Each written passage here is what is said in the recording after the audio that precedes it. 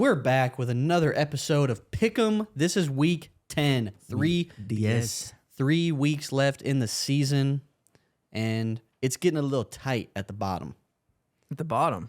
At the bottom of... I'm only 3 points below you, right? Five. He separated himself a little bit. He took Ilya this week Yeah. just out of spite because everybody else took Volk. He went second. He didn't know I was going to. I went first. Oh, yeah, he went first. I knew he was a bit of a dog. I didn't know he was going to be like that. That punch.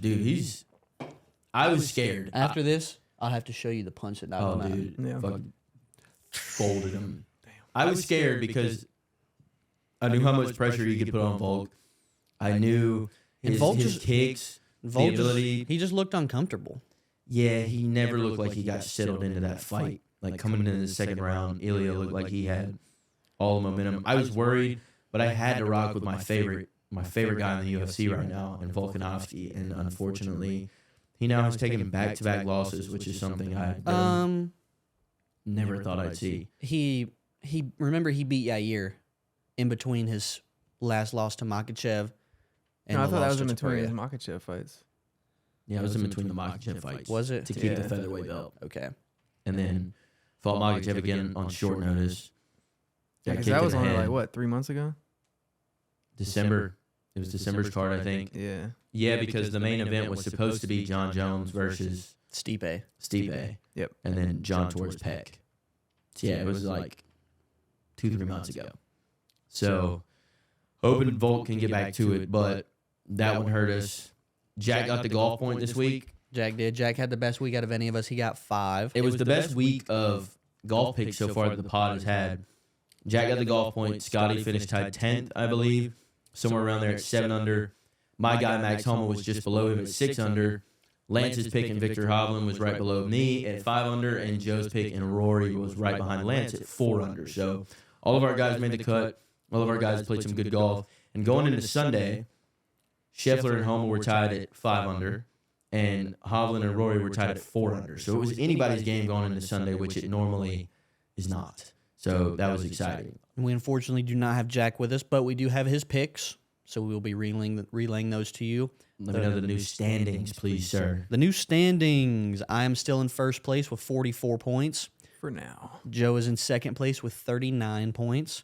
And now, Zach and Jack are tied for last at 36 points apiece. Had a bad week. So we got 3 weeks left to decide what's going to happen in these standings. I got to start picking who I want to win and pick who I know is going to win. I knew Ian Gary was going to win, but I didn't, or not going to win, but I knew some Dana White bias was involved in that. If it went to a decision, he probably has it, but I didn't want him to win, so I picked Jeff Neal. I was scared for Volk, but I wanted him to win, so I picked Volk. I got to stop putting my emotions into my picks. Got to get down to business. Let's get down to business. Let's get down to business. The first game, we're getting into the NBA right post All-Star break. Friday, we have the Milwaukee Bucks against the Minnesota Timberwolves. Where's it at? Minnesota. Okay. Minnesota. If you watch the long form episode, the full length episode that we put out there as well, I talked about Doc Rivers not having a great start to his coaching career in Milwaukee, and them really walking into the second half of the NBA season with no momentum. They got a tough road game in Minnesota to start the second half, so I'm taking Minnesota. Give me the T-Wolves. Yeah, I'm also taking Minnesota. Right now the Bucks are 12-14 on the road, and the Timberwolves are 19-5 at home. So give me the home team. All right, they played just a couple weeks ago, shortly before the All-Star break. They played them at home, and Minnesota beat them 129-105. I think the T-Wolves are going to come out hot. I think the Bucks are going to come out of the break hot. Dame coming off that All-Star game, just absolute show he put on for us, winning All-Star game MVP in his first All-Star game start. I think he's going to be playing fired up. I think Giannis is going to come out of the break playing fired up. I think they know what they got to do in this, in the second half, in the last, in the home stretch of the season to really secure their spot in the playoffs. have home court advantage like they want and really get after it. And I think Doc needs to show them some things, and they need to show Doc some things, and they're all going to pull together. And because they lost against them a couple weeks ago, this has been working out for me, so I'm going to keep rocking with it. Give me the Bucks to get it done on the road. All right. Jack has taken You know who he took. the Timberwolves. The hometown team. All right. We have another NBA game, also Friday. Cleveland Cavaliers against the Philadelphia 76ers. I think the 76ers went 3-7 up until the All-Star break. They've fallen all the way down to the 5th seed with no Embiid. I think that they know that they got to make a push in these last 25 games or so to hold on to their playoff spot and get Embiid back. So I think they bounce back, and I think the Sixers win at home against the Cavs. Well, the Cavs have been on a really, really, really hot streak recently. I think they're at, 9-1 in their last 10. Yeah, but if you Their look, one loss came to the Sixers. Really? Right before the break. Their last game before the break was the Bulls. They beat them 108-105. Right before that, they played the Sixers at home, lost 123-121. All right, and if you look at their schedule that they went on a run for, it's not super. I mean, they did beat the Clips and the Bucks once. They lost to the Bucks once as well, though. The Pistons, Spurs, Wizards, Nets, Raptors. They lost to the Sixers. I think they're probably going to lose. Honestly, I think they're going to lose to the Magic on Thursday night at home because the Magic are no slouches. But they're going to bounce back, get some revenge. And I'm taking them to beat Philly, a Philly team that's 17-11 at home this season. Not too great. And the Cavs team that's 17-8 on the road. Pretty freaking good. Give me the Cavs. 9-1 in their last 10. Spida is playing fantastic basketball. Jared Allen has been very efficient. He's averaging 15.6 points per game on almost 65% shooting. Spider's averaging 28 on 47% shooting. They're playing really good basketball. They're 9-1 in their last 10. Like I said, the only loss coming against the Sixers at home by 2 points. Not in their last 10, but right before that, I mean, they had beaten the Clippers, they had beaten the Bucks, lost to the Bucks, beat the Magic, beat the Hawks, beat the Bucks. So, like, they've beaten some decent teams in this really hot stretch that we've seen, and because they just lost to the 76ers by 2, and they come out of the break and come back hot, they're going to start it off with probably a loss against the Magic. I do agree with Joe. Coming right out of the break, and then I think they get their revenge on the 76ers without Embiid. So give me the Cleveland Cavs. All right, Jack has also taken the Cavs. Oh, So no. I'm on a 76ers island. I changed my pick. All right, our third match of the week. We're going back to the UFC. Oh, shit. We got got a fight night. We got a good fight night. We have a fight night this weekend. It's actually pretty good. Brandon Moreno versus Brandon Royval 2. Now, they have not fought since 2020. These guys have not fought in 4 years Against each other. I watched Brandon Royval fight against Pantoja in, I think, December. Pantoja had the flyweight title, and Royval was trying to take the title from him, and that was a dogfight. I thought Royval fought pretty well, but you have to essentially knock out the champ to You got to beat the champ to win. And most of the time, if it goes into a decision, the champ is just going to win. It didn't go to a decision, though. You talking about the Royval one? When Royval versus Moreno. Yeah. Yeah, Moreno knocked him out. I'm talking about when Royval fought Pantoja. Oh, okay. Oh, This okay. last time for the in belt. his most recent fight for the belt. He fought really well. If it wasn't him fighting a champion, I thought he had a chance. I thought he fought really well. So I'm going to take him to beat Moreno the second time around. Give me Brandon Royval. Well, to be honest, I don't know anything about either one of these fighters. Brandon Moreno has a better record. They both got the same amount of losses. He's just got more wins.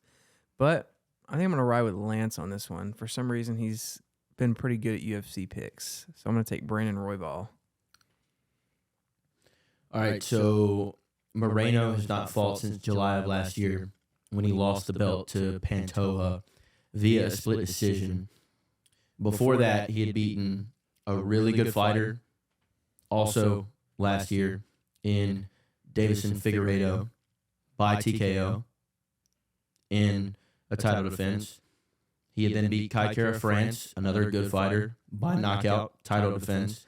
He lost the belt to Figueiredo in 2022 via unanimous decision after he had beaten Figueiredo for the belt in 2021. Moreno had the belt since 2019. Had a draw. Just looking at his last fights, his only 2 losses as of recent are the current champ, Pantoja, and Davison Figueiredo, who has been one of the best fighters in that division for a long time now. I am going to take the former champ to get back to a championship fight against Pantoja. Give me the assassin baby, Brandon Moreno. Jack? Jack also took Brandon Moreno. Cool, I can't lose a point there. I'm happy with that. We got 2-on-2. Yep. All right, for the second fight on the UFC Fight Night card this weekend, Yair Rodriguez against Brian Ortega. That one's interesting. I don't have a whole lot of input on this one, so I'm going to keep it pretty short. These two fought in July of last year, and Yair won by knockout. So give me Brian Ortega to get his revenge on Yair, and he's going to get the win this time.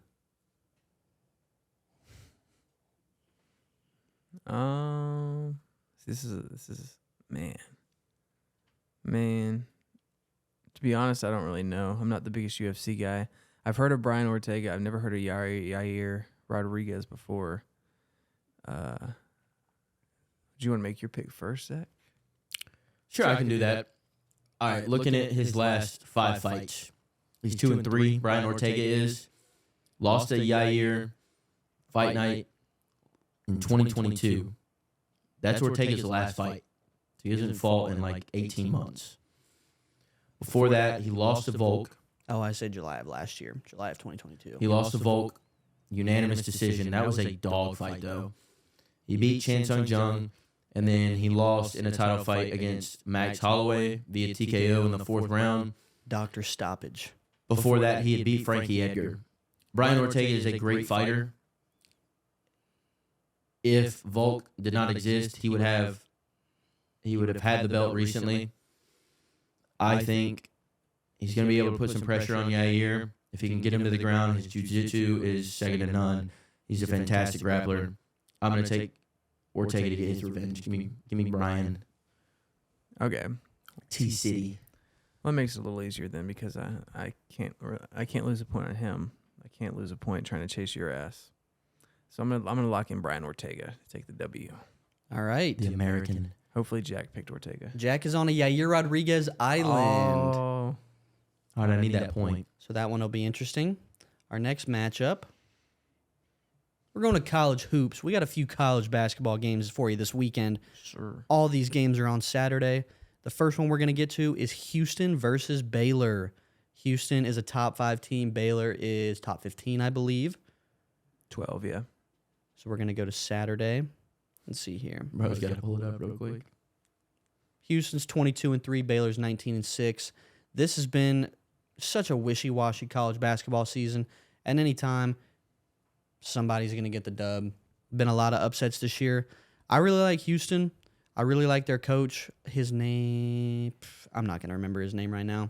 But I really like Houston. And not a lot of Big 12 teams have been able to get wins on the road this year. I'm taking a chance on one. I'm taking Houston. Yeah, Houston is 9-3. Is that on the road or in conference? I think it's conference. Conference. All right. Well, I'm gonna take the team that's on the. They might not be at home, but they're on a hot streak, and their last loss was against Iowa State. Damn near. What day was that? Man, it doesn't give you the date on ESPN. They lost to Kansas like two and a half weeks ago. Okay. Yeah, so I'm gonna ride with the Houston Cougars. Big fan of the name. Give me the Cougs. All right, Baylor is hot as of recent. They've got a couple good wins, both in the Big 12 in Iowa State and Texas Tech at home. They did lose to number 4 Kansas on the road. Came back, got another dub against Oklahoma at home, number 25 currently. And then West Virginia, they do play at BYU, number 19, tomorrow night. Big 12 teams have not been good on the road this season. All 3 of Houston's losses so far this season have came on the road against Big 12 opponents. I'm going to take that streak to continue. Give me Baylor to get it done at home. Okay. Jack took Houston. So that one will be interesting. Baylor Bears Island. The next one we got is an ACC matchup. North Carolina against Virginia. This one is in... Where does Virginia? In Virginia? Virginia. Yeah, I don't know. Virginia in Virginia. Virginia has always been such a weird team because their offense has always been really bad, but their defense is phenomenal. Virginia is averaging 65 points per game this year, 17-ish less than North Carolina's 82.8 points that they average per game, but they're only giving up 58 points a game. I like the defense in this game. I think this is an upset. Virginia's ranked 21. North Carolina is number 7. But I'm taking Virginia to take that defense into a home game, into a tough ACC environment, and beat the Tar Heels. All right, well, I'm going to differ with you on this one because I have faith in UNC to get it done. I have faith in Armando Bacot to dominate the boards. He averages double-digit rebounds a game, 10 rebounds, almost 15 points, and he's shooting. I mean, he's a big man, but 56% is pretty good. So I'm going to take UNC. I know that that Virginia has a good defense, but I think that their best rebounder is Ryan Dunn, and he kind of looks like a. I'm not going to say that, but I think he's going to get dominated by Armando, and I think Tar Heels are going to get it done. All right, I'm a big fan of patterns, especially in sports. I like to follow them. I think they're great when you're making picks. 2 of North Carolina's last 3 losses have came on the road to 2 pretty bad teams, too, by the way, Georgia Tech and Syracuse. Since beating Florida State, North Carolina has win against Florida State, lost Georgia Tech, win against number 7 Duke, lost against Clemson. Win, loss, win against Virginia Tech. Their next game is at Virginia. It's on the road. I think they continue their road struggles. I also, looking at win, loss, win, loss, win, loss, win, think that we're due for another loss. So give me Virginia to pull the upset and get it done. The Cavaliers get it done at home. All right, Jack took North Carolina. My boy. All right. Our last college hoops matchup of the week is an SEC matchup. We have the Alabama Crimson Tide going up against the Kentucky Wildcats. Looking at Alabama, I want to take Alabama because they score a shit ton of points. They've scored 99 or more points in 5 out of their last 6 games. But they have one ranked win this season against Auburn on January 24th. They won 79-75. Earlier in the year, they had 3 straight losses against ranked teams, Purdue, Creighton, and Arizona. They lost to Tennessee. They beat Auburn, and then they lost to Auburn again the other time. Kentucky is ranked, and it is in Rupp Arena. So I'm going to take Kentucky. I think Alabama's struggles against ranked teams continue, and Kentucky has been struggling at home as of late. Their first time in program history, or first time since Rupp Arena opened, they've lost 3 consecutive home games. So I think they get a win in Rupp Arena this weekend. Give me the Wildcats. Yeah, just looking at the stats, it looks like Kentucky's a lot better, I guess, defensively than Alabama is. And, yeah, I'm going to ride with the Blue Blood. Give me Kentucky. I am also looking at this here. They lost to Florida at home. Then they lost to number 5 Tennessee at home. Beat Vanderbilt. Lost to an unranked Gonzaga at home. Beat Ole Miss at home. And then beat Auburn on the road. They get a tune-up game on Wednesday against LSU. It is at LSU, but I don't see them struggling there at all. And then they get Alabama at home in the Rupp Arena. Coach Calipari knows what needs to be done. They got to get back on track going into getting closer to March Madness and the selection coming up. They know what's got to be done. They're not losing another game in the Rupp Arena. Give me the Wildcats to get it done at home against the Crimson Tide. Jack also took Kentucky, so we got a Kentucky sweep there. First sweep of the week. Our last matchup is on the ice. Yeah. Saturday night, the Boston Bruins travel to Vancouver to take on the Canucks. We big puckers around here, baby. Yes, we are. Big puck energy. Yep. Let's see. What's the matchup? The Bruins, Boston Canucks. The Boston Bruins against the Vancouver Canucks. The Bruins have lost 4 straight games. Where's it at? Vancouver. In Vancouver. The Bruins have lost 4 straight. A couple of them in OT. Canucks are 3-2 in their last 5. Give me the Canucks. I think the Bruins continue their cold streak, and the Canucks have a very good goalie. So I think it's a low-scoring game. I think the Canucks win by a score of like 2-1. Yeah, I think I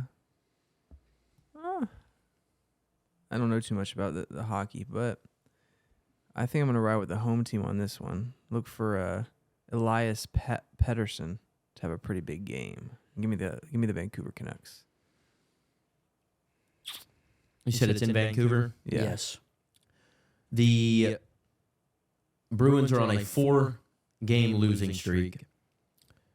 They've only won 1 out of their last 6, so they're 1-5 in their last 6.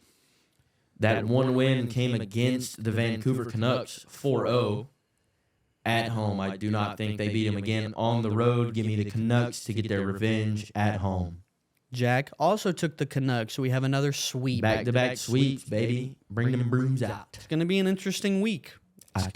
Starting to get down to crunch time. I am going to put my toes in the sand, and I'm going to relax these last 3 weeks. Unless Bro's getting comfortable like he's got a 15-point lead with 3 weeks left. Or you got a 5-point lead. I have a 5-point lead. I feel pretty good these last 3 weeks, so unless you start making some noise in the last couple weeks. Y'all just wait, man. This is going to be my best week of the season right here. I got a couple islands I'm going to pick up. I'm going to pick up a couple islands. Too little. My dog's going to dog. Too little, too late. Nah, it's never too late. It's never too late. 3 days grace. It's not too late. It's never too late. Whatever you say. I'm going to come out here. We're going to ball this week. My guys are going to show out.